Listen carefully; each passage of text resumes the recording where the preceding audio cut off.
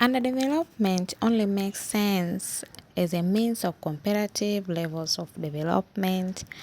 It is very much tied to the fact that human social development has been uneven, and from a strict economic viewpoint, some human groups have advanced further by producing more and becoming more wealth.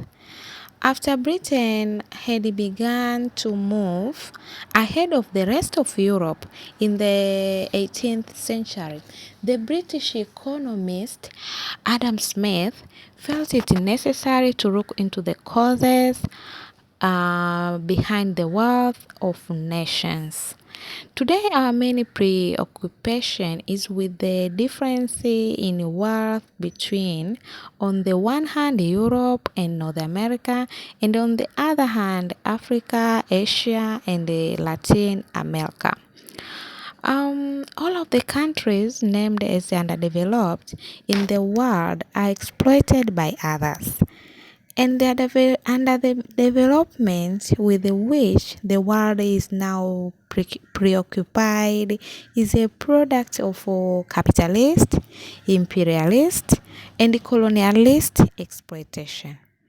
African and Asian societies were developing independently until they were taken or exploited by capitalist powers.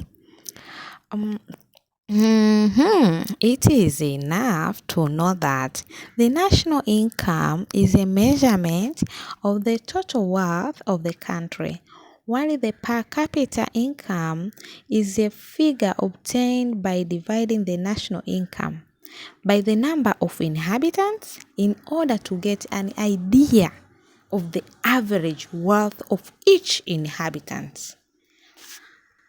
The per capita income is useful statistics for comparing one country with another. The proportion of international trade, which is in the hands of the underdeveloped countries, is declining. That proportion was roughly 30% in 1938 and went down to less than 20% in 1960s. This is an important indicator because trade is both a reflection of the quantity of goods produced and a way of obtaining goods not locally produced.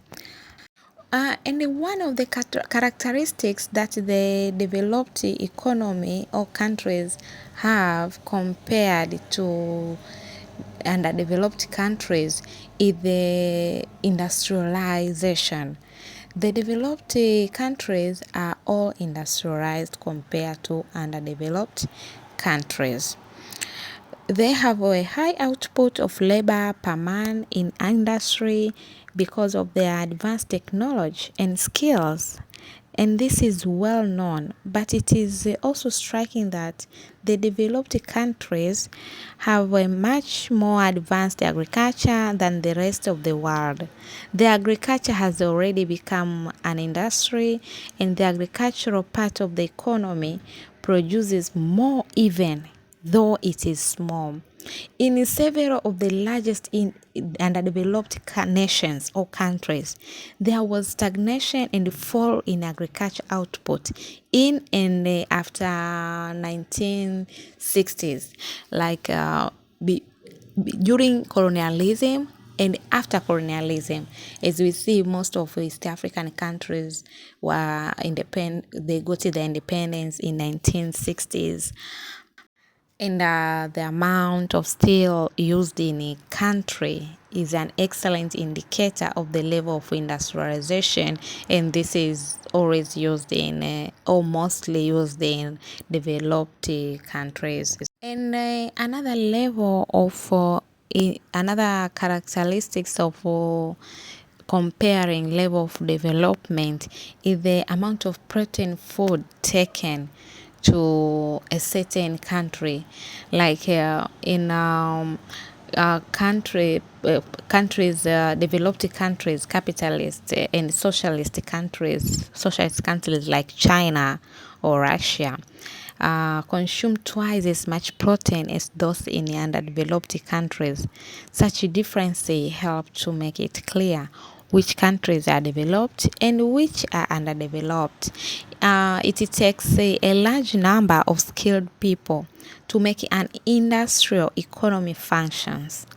While the countries of Africa have a woeful insufficient number of highly qualified personnel, lack of heavy industry, inadequate production of food, unscientific agriculture, those are all characteristics of underdeveloped economies. It is typical of underdeveloped economies that they do not concentrate on those sectors of the economy, which in turn will generate growth and raise production to a new level altogether. And there are very few ties between one sector and another, so that agriculture and industry could react beneficially on each other. Whatever savings are made from the economy are mainly sent abroad or frittered away in consumption rather than redirected to productive purpose.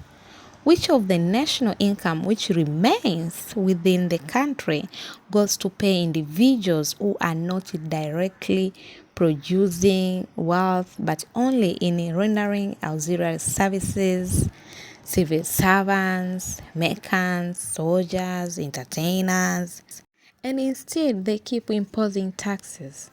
Taxes do not produce national wealth and development.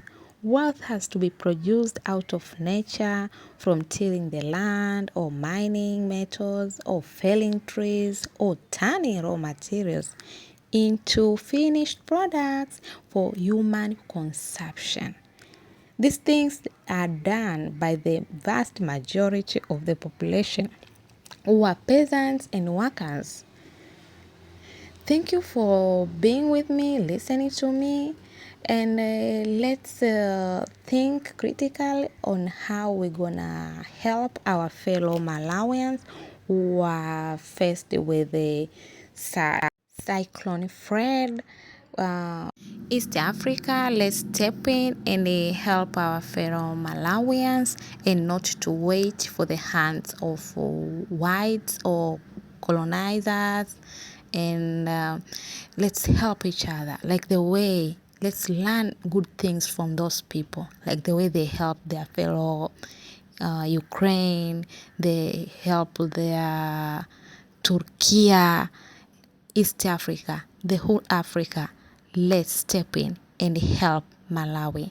Until next time, don't forget to subscribe, like, comment below. Thank you and bye-bye.